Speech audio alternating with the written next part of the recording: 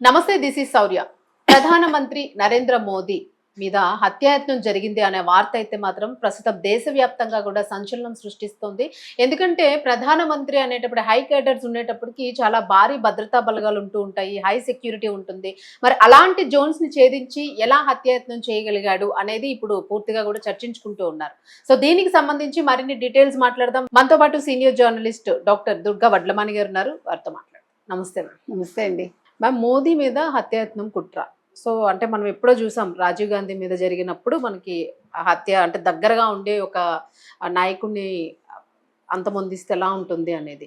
So అది మళ్ళీ ఇప్పుడు ఒక భయాన్ని సృష్టిస్తుంది. సో వాళ్ళని పట్టుకున్నారా ఏంటి, అసలు ఎందుకు హత్యాయత్నం చేశారు? మీరు చెప్పినట్టు ఒక ఇందిరాగాంధీ, ఒక రాజీవ్ గాంధీ నిజంగా చాలా విషాదకరమైన సంఘటనలు అవి భారతదేశ చరిత్రలో. అవును. అలాగే ఇప్పుడు ప్రధానమంత్రి నరేంద్ర మోదీ మీద హత్యాయత్నం, అది కూడా బీహార్కు చెందిన అమన్ తివారీ. ఈ అబ్బాయికి 22 ఏళ్ళండి అంతే. వీళ్ళ నాన్నగారు గణేష్ తివారీ, ఆయన కర్మకాండలు చేసుకుంటూ ఉంటారు. అంత బాధాకరం. ఎందుకు బాధాకరం అంటున్నానంటే, ఈ అబ్బాయి డబ్బు కోసం ఈ పని చేశాడు అని తెలుస్తుంది. గతంలో కూడా ఇతను మైనర్గా ఉన్నప్పుడు కలకత్తా ఎయిర్పోర్ట్ని ధ్వంసం చేయాలనుకున్నట్ట. ఓకే.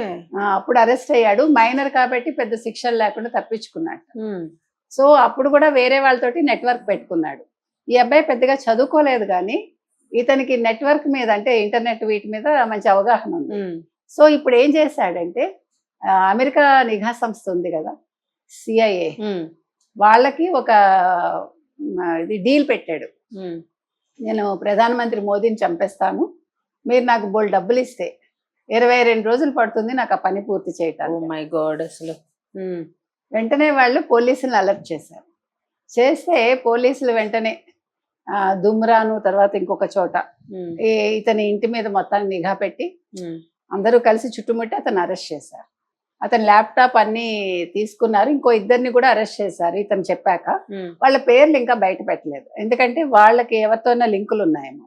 ఇతను మరి ఏ నెట్వర్క్ పెట్టుకున్నాడు, ఎవరితో లింకులు పెట్టుకున్నాడు, అసలు ప్రధానమంత్రిని ఎందుకు చంపాలనుకుంటున్నాడు, ఇతను వెనకాల ఎవరున్నారు, ఎందుకంటే ఇతను ఒక్కడు చేసే విషయం కాదు. ఇప్పుడు యుద్ధం జరుగుతుంది కదా, సో అదొక టెన్షన్, అదొకటి ఉంటుంది. ఇవన్నీ పక్కన పెడితే అసలు ప్రధానమంత్రి నరేంద్ర మోదీ మీద ఇప్పుడు చాలా మందికి చాలా కన్ను ఉంటుంది. ఎందుకంటే భారతదేశం ఈ రోజు ఇంత బాగా ఉంది, మనం ఆర్థికంగా ఇంత మనం పుంజుకున్నాం. తర్వాత ఇవాళ అందరూ ఇబ్బందులకు గురవుతున్నారు, కానీ భారతదేశంలో ఏ ఇబ్బందులు లేవు. అటు చమురు కావచ్చు, ఇటు పెట్రోల్ కావచ్చు, డీజిల్ కావచ్చు, మరొకటి కావచ్చు, ఆహార పదార్థాలు కావచ్చు, ఏ విషయంలోనూ కూడా ప్రజలు హ్యాపీగా బతుకుతున్నారు, ఎటువంటి కొరత లేకుండా. మిగతా అన్ని దేశాలు ఏదో ఒక రకంగా ఇబ్బందులకు గురవుతున్నాయి. సో ఈ నేపథ్యంలో ప్రధానమంత్రి నరేంద్ర మోదీ మీద ఇంత కుట్ర చేశారంటే దీని వెనకాల ఎవరో ఉండుంటారు. ఒక్కడే పాకిస్తాన్ ఉందా, మరి ఎవరున్నారు అంటే ఇప్పుడు పాకిస్తానే కదా మెయిన్. పాకిస్తాన్ మేము ఢిల్లీ వస్తాం, కలకట్టా వస్తాం, లేకపోతే మీ ఇళ్లలోకి దూరతాం, మిమ్మల్ని చంపేస్తాం మొన్ననే అన్నారు కదా. సో ఇతను వాళ్ళకి చిక్కాడా అంటే ఇతను డబ్బు కోసం చూస్తున్నాడు కదా. ఏముంది మేడం, ట్రేస్ చేస్తే నెట్వర్క్ లో తెలుస్తాయి. అందుకనే వాళ్ళు ఆ గది సీజ్ చేశారు, చుట్టుపక్కలంతా కాపలా పెట్టారు, ఎవరిని రానివ్వట్లేదు, ఎందుకంటే ఏమైనా ఎవిడెన్స్లు ఉంటాయని. ఈ అబ్బాయిని కూడా విచారిస్తున్నారు పోలీస్ వాళ్ళ దగ్గర పెట్టుకుని. వాళ్ళు మరి ఏ రకంగా విచారిస్తున్నారో మనకు తెలియదు. దీనికంటూ ప్రత్యేకంగా ఉంటాయి కదా సెల్స్. అంటే ఎవరికి తెలియకుండా విచారణ జరుగుతున్నట్టుంది. ఆ ఇద్దరు ఎవరు అనేది నెక్స్ట్ గానీ వాళ్ళు బయటకు చెప్పట, ఎందుకంటే చెప్తే ఇప్పుడు మొత్తం వాళ్ళందరూ అలర్ట్ అయిపోతారు. సో ఇది చిన్న విషయం కాదండి, అసలు సంబంధించిన విషయం ఒకటి. అసలు ప్రధానమంత్రిని చంపేయాలనుకోవటం ఏంటి, అసలు దీని వెనకాల ఇది నిజంగా ఆలోచిస్తుంటేనే మనకు ఆశ్చర్యంగా ఉంది. అవును, ఇదేదో సిల్లీగా చేసే పని కాదు. ఈ అబ్బాయికి డబ్బు ఆశ ఉంది, దాన్ని వాళ్ళు ఎన్కాష్ చేసుకోవాలనుకున్నారు.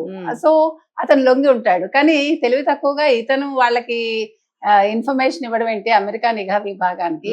కానీ అది కూడా మంచిదైంది, వాళ్ళు వెంటనే అలర్ట్ అవ్వడం, చెప్పడం. ఇప్పుడు ఏదైనా జరుగుంటే మనం ఏం చేస్తామండి, అసలు చాలా పీక్ టైం అదే కదా. అసలు ఊహిస్తేనే మనకి ఆశ్చర్యంగా భయంగా ఉంది. ఎవరైనా ఒకటే, ఇప్పుడు మన ప్రధానమంత్రి అనే కాదు, ఎవరిని చంపుతామన్నా అది పద్ధతి కాదు. చావు దేనికి పరిష్కారం కాదండి. అసలు అయినా ఇలాగ మనం ఒకళ్ళ మీద ఒకళ్ళం కక్షలు పెట్టుకుని చంపేయాలనుకోవటం ఏంటి మనుషుల్ని?